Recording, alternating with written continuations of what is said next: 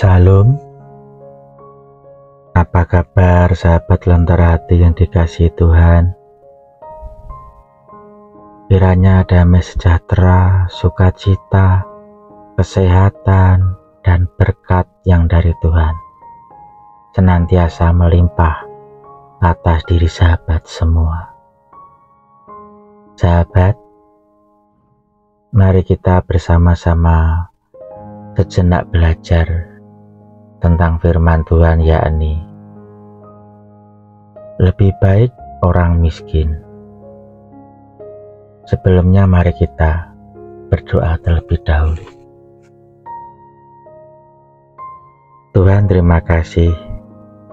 Terima kasih atas semua penyertaan-Mu. Terima kasih atas semua berkat dan kesehatan yang telah Tuhan berikan kepada kami. Terima kasih atas kelimpahan dan berkat yang telah Tuhan berikan kepada kami. Ampuni ya Tuhan jika kami ada yang belum berkenan di hadirat-Mu. Kiranya tetap pegang hati, tubuh, dan pikiran kami, sehingga hidup kami akan semakin selaras dengan kehendak-Mu. Sejenak kami akan belajar firman-Mu. Kiranya Roh Kudus-Mu akan membuka hati dan pikiran kami, sehingga firman-Mu dapat menjadi berkat dan petunjuk hidup kami. Terima kasih ya Bapa. Doa ini hanya kami naikkan dalam nama Putra-Mu yang Kau berikan kepada kami, Tuhan Yesus Kristus. Amin. Sahabat,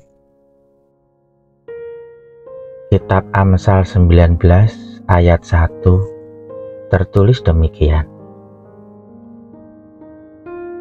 Lebih baik seorang miskin yang bersih kelakuannya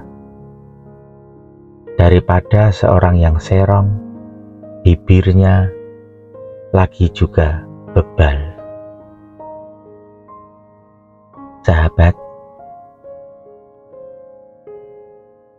dari zaman dahulu hingga zaman sekarang, tentu ada perbedaan strata sosial dan ekonomi manusia. Ada orang yang miskin, ada orang yang sedang-sedang, tetapi juga ada orang yang kaya. Itulah kehidupan. Mengapa kitab Amsal menuliskan seperti itu? Mengapa lebih baik seorang miskin yang bersih kelakuannya daripada seorang yang serong bibirnya lagi bebal?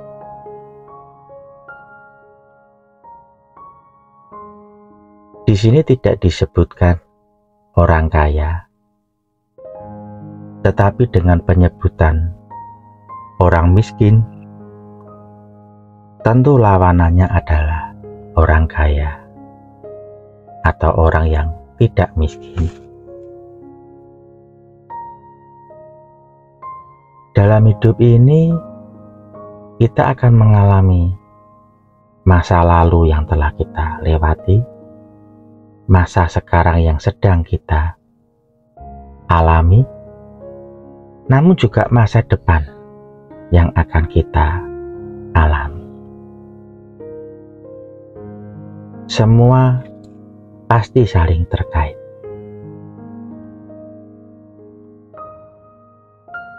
Hidup tidak hanya di dunia ini, tetapi nanti ketika tubuh ini sudah saatnya untuk kembali ke dalam tanah, hidup manusia akan berkelanjutan dengan tubuh yang baru.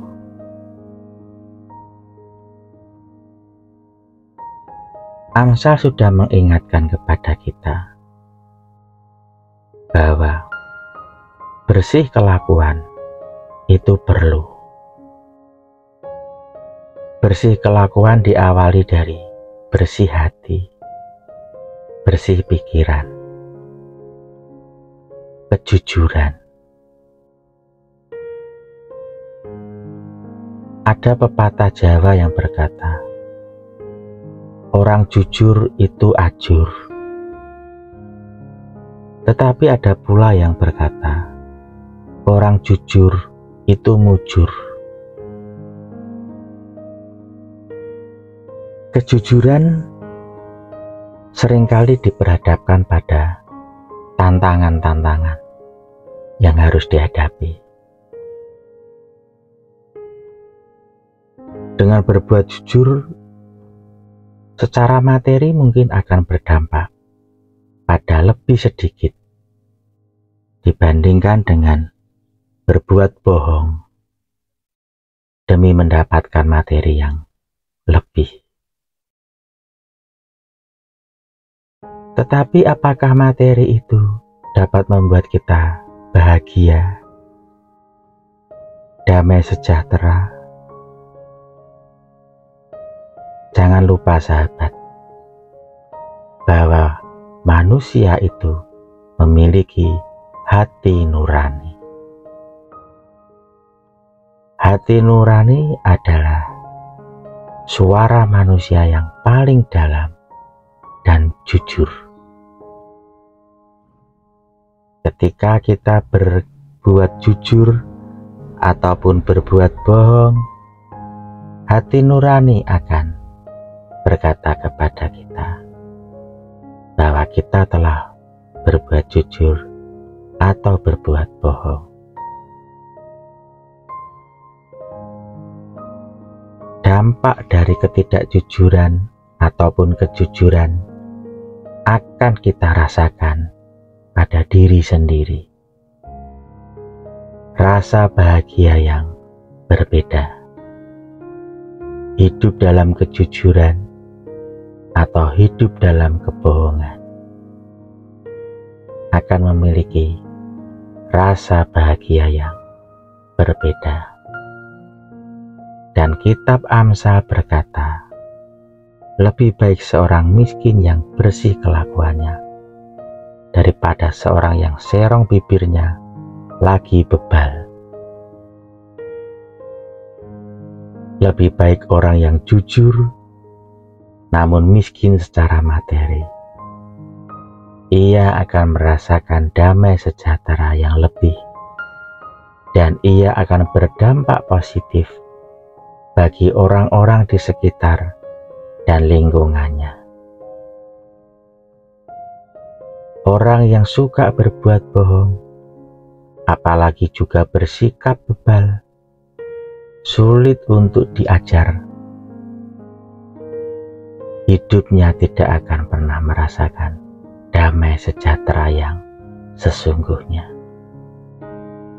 Ia hanya akan merasakan kesenangan-kesenangan sesaat yang didapatkan dari hasil kebohongannya itu. Tapi hati nuraninya akan menunjukkan kepada dirinya sendiri kebohongannya itu. Dan materi itu hanya bersifat sementara, tidak bersifat kekal.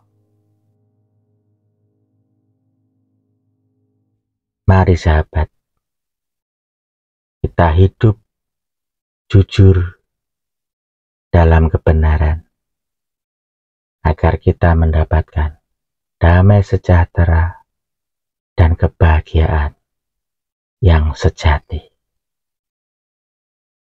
Tuhan memberkati.